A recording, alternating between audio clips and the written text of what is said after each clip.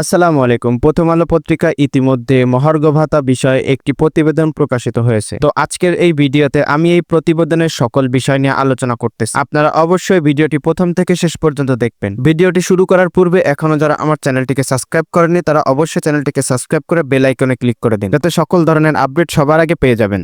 বাতিল হলো বিশেষ সুবিধা, নবঘোষিত বাজেট 33% মহার্ঘ ভাতা, স্বস্তির খবর সরকারি চাকরিজীবীদের জন্য। বিশেষ সুবিধা বাতিল, এই ঘোষণার সঙ্গে সঙ্গে আলোচনার কেন্দ্রবিন্দুতে চলে এসেছে মহার্ঘ ভাতা। চলতি বছরের সংশোধিত বাজেটে সরকার প্রস্তাব করেছে 25 থেকে 35% পর্যন্ত মহার্ঘ ভাতা কার্যকর করার। অর্থ উপদেষ্টা এক জরুরি সংবাদ সম্মেলনে জানিয়েছে, দেশের অর্থনৈতিক চাপ মোকাবেলা কিছু বিশেষ সুবিধা বাতিল করা হলেও কর্মচারীদের ক্ষতিপূরণ হিসেবে মহার্ঘ ভাতা উল্লেখযোগ্যভাবে বাড়ানোর পরিকল্পনা নেওয়া হয়েছে। এতে করে সামরিকভাবে উপকৃত হবেন বলে আশা ব্যক্ত করছি। তিনি যেসব বিষয় সুবিধা এতদিন নির্দিষ্ট কিছু ক্যাডার ও পর্যায়ের জন্য বরাদ্দ ছিল, সেগুলো অনেকের ক্ষেত্রে সাধারণ কর্মচারীর নাগালে বাইরে ছিল।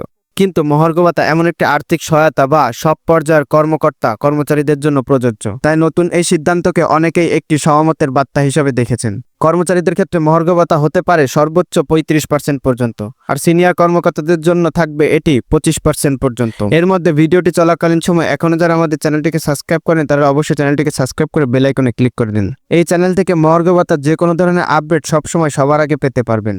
সরকারি চাকরিজীবীরা বলেছেন, এটা শুধু আর্থিক সিদ্ধান্ত নয়, বরং এটি তাদের দীর্ঘদিনের প্রত্যাশার প্রতিফল। বাজারে নিয়মিত দ্রব্যমূল্য যেভাবে বাড়ছে, তাতে শুধু মূল বেতন দিয়ে সংসার চালানো অনেকটা কঠিন।